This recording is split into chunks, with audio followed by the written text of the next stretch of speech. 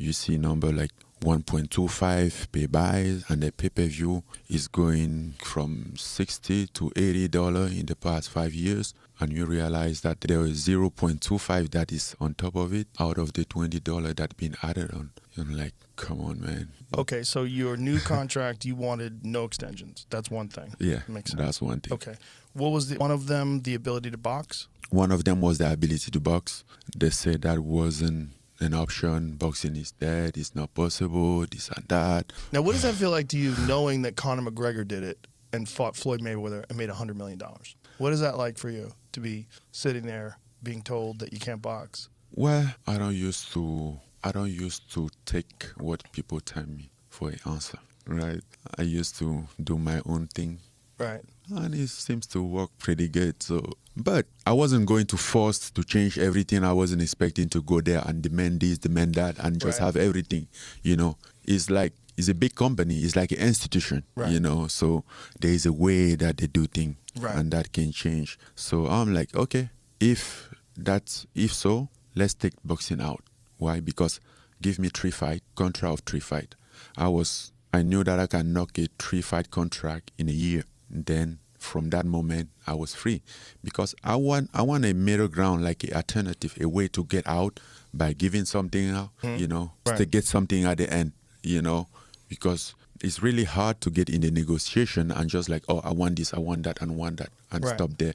At some point, you have to compromise, to push back, give something in order to get something. So stuff like that was the thing that I was about it, and that seems to be attractive to them. So 1 3-fight deal, no extension, that seems to be attractive. 2 fight was supposed to be potentially John Jones fight and rematch, and 1 fight is the trilogy. That was the request, and work for both parties. Then we get to another point, sponsorship deal. Why sponsorship deal? Because before that, I had a deal. After the Stipe fight, I had a deal on the table for over $1 million for a wallet. So I was going to have like 1.2 million, which is the money that I never had in the fight. I was going to have that in the sponsorship. And the deal was this close to sign. And then they announced the Crypto.com deal. And then the party pulled off. I'm like, hey, bro, we can't do. You understand our position.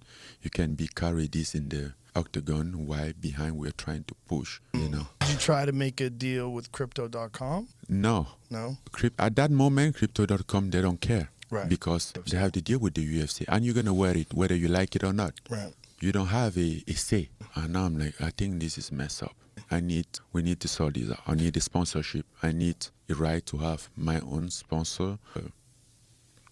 Fighters should be able to have 2-3 sponsorship on their gears. That was another discussion. I'm like, oh, you can't do that. I'm like, okay. And the other one was like, because of the fact that I was in this position for so long and I was just so powerless. The reason why I stay in this position, why I keep holding my ground, was only because in the contract, there is what they call the sunset clause. So meaning like after 5 years from the beginning, from the day you sign the contract, doesn't matter what is in the contract expires.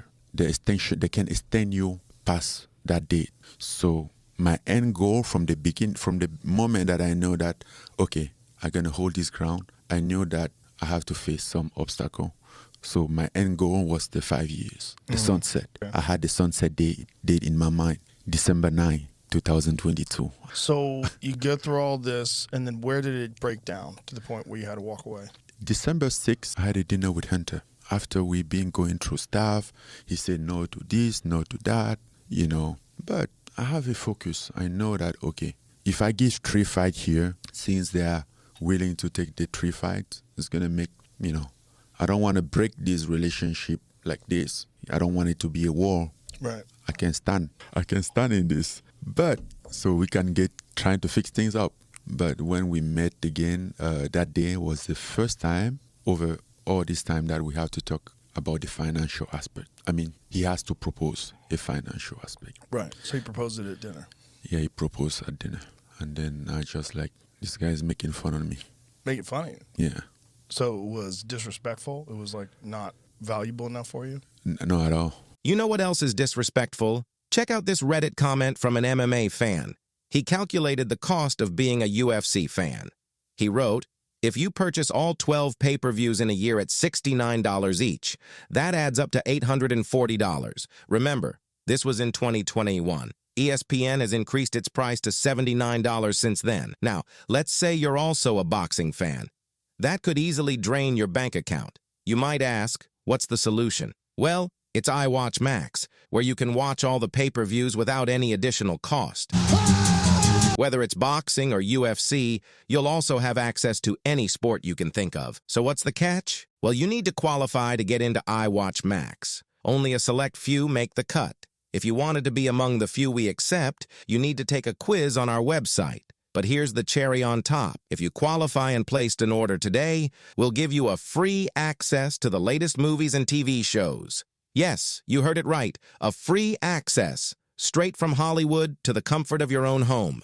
What are you waiting for? Scan this QR code or visit iWatchMax.com to see if you qualify. When you're talking about pay-per-view, then you're negotiating pay-per-view, and then you see number like 1.25 pay buys and stuff like that, and the pay-per-view is going from $60 to $80 in the past 5 years, and you realize that the 0.25 that is on top of it is out of the $20 that's been added on. I'm like, come on, man. It's not my first pay-per-view contract, and Just wasn't enough money.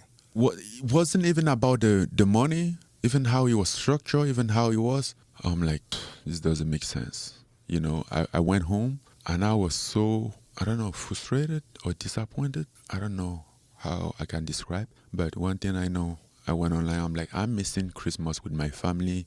I'm here training for a potential John Jones fight, which might not happen. What for? Seems like we're not getting anywhere close. I booked a flight that night to go to Cameroon. Before all this, I never imagined a life out of the UFC. I thought it would be like my fighting platform until my retirement or something. But clearly things has changed along the way. So even when they came back a second time, it still was not enough. Yeah, because when they came back, and all this time that we've been talking, they've been talking about what is the term? Back pay. Yeah, we're going to back pay you from all the fight that I've been refusing to renegotiate. The pay that they were proposing, they say they're going to back pay me that. When they come out now and then make pay better, and now I'm like, okay, the back pay and this and that. And I'm like, no, everything is in this contract. This is it. And I'm like, okay. Well, then I don't know what to say if you say this is it, because it's against your word. You say something and now